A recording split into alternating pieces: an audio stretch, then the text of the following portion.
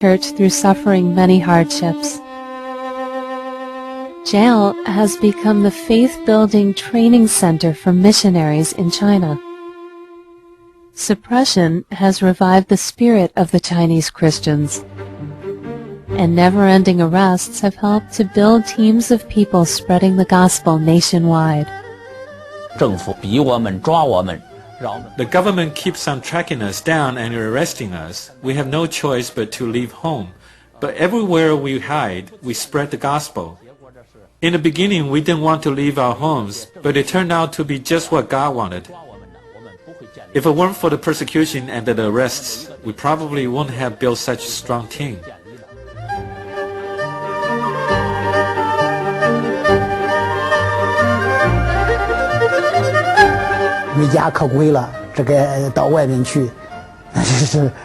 We became homeless.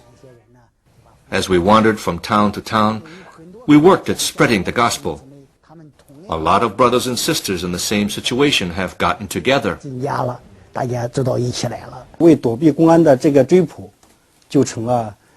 When I escaped from being arrested by the police, I became a full-time missionary. I was forced to leave my hometown, but I continued to spread the gospel wherever I went. I have been to a lot of places over the years. Once we started to settle in one place, the police would come. Then we'd have to move on to another town. So bit by bit, our work has spread to many places throughout the country. Every one of these unexceptional farmers leads tens of thousands of house churches and millions of Chinese Christians. In fact, there is an ever-growing number of house churches secretly scattered in the villages, small alleys, and streets of China.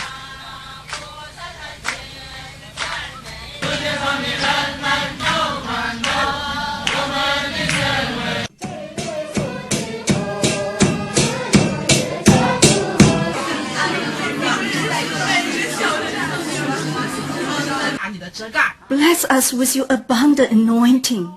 We ask you to pour out your spirit on this land. After visiting hundreds of house churches, what we know is only the tip of the iceberg.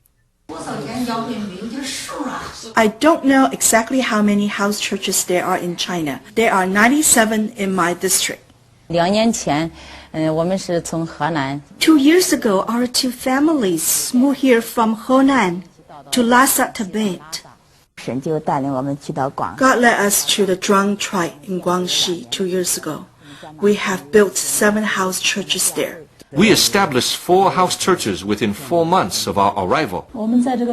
We have been doing God's work here in Sichuan for about 10 years. The missionaries left their footprint in every corner of this land, and many tears were shed. Having interviewed hundreds of missionaries, it's still hard to imagine how successful they've been. Without much education or experience, nevertheless they found ways to spread the gospel.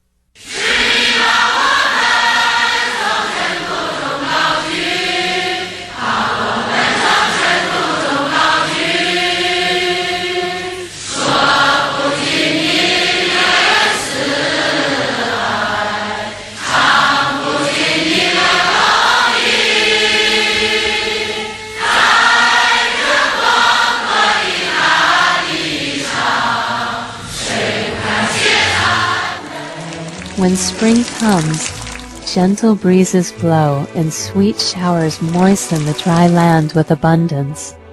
Like springtime, when radiant glory is everywhere, the gospel has been spread all over China by the work of these ordinary farmers. There is no doubt that it is due to the mighty power of the gospel itself.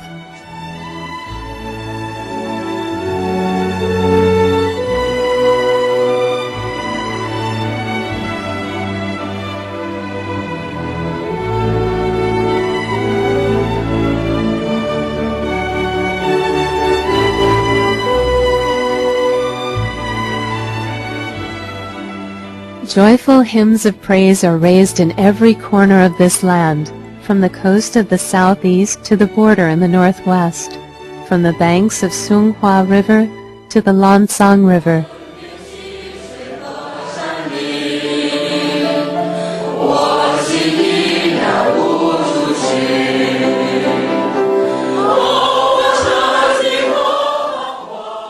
From small villages to major cities, the seeds of faith have grown in the hearts of millions of farmers, students, civilians, and government officials.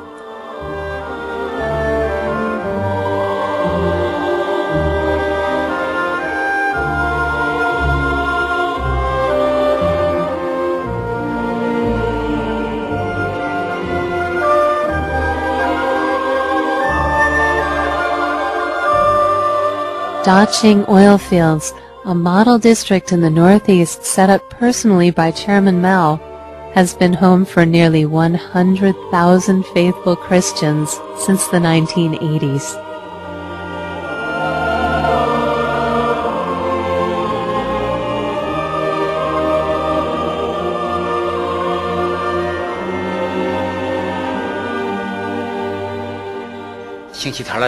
Crowds of people came to my home for Sunday service. No matter how much others made fun of me. How can an illiterate farmer like you teach anything? They sneered.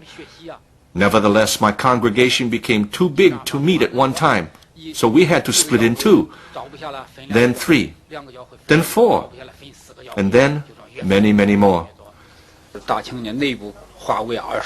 There are 21 districts within the Daqing area, and each district has an average of 150 house churches, with an average of 30 members each. In other words, we have about 100,000 members within this area, and there are about 23 districts in the surrounding areas.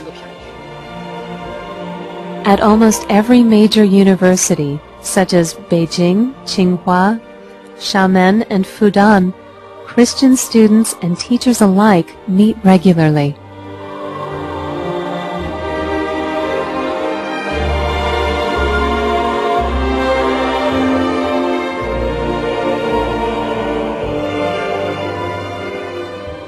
The gospel has also spread to the tribal groups in China. It has brought faith and dignity to the lives of people in the farthest reaches of China.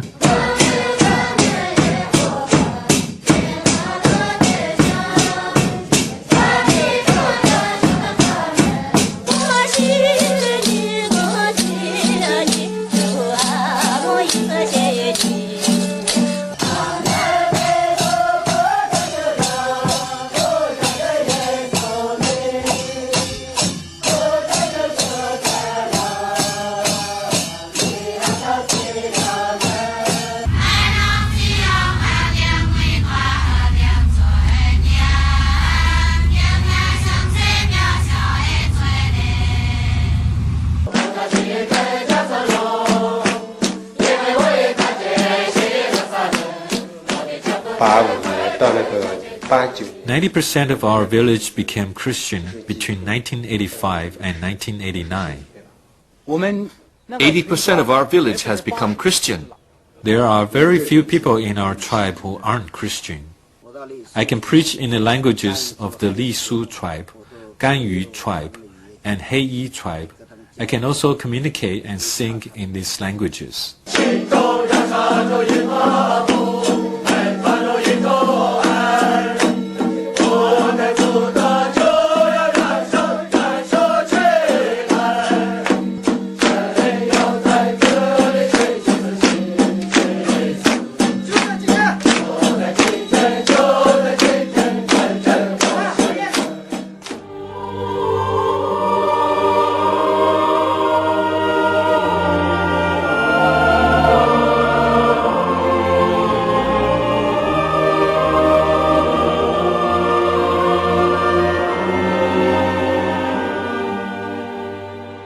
Today in China, there are countless devotees, hundreds of non-governmental seminaries, and thousands of Bible training centers.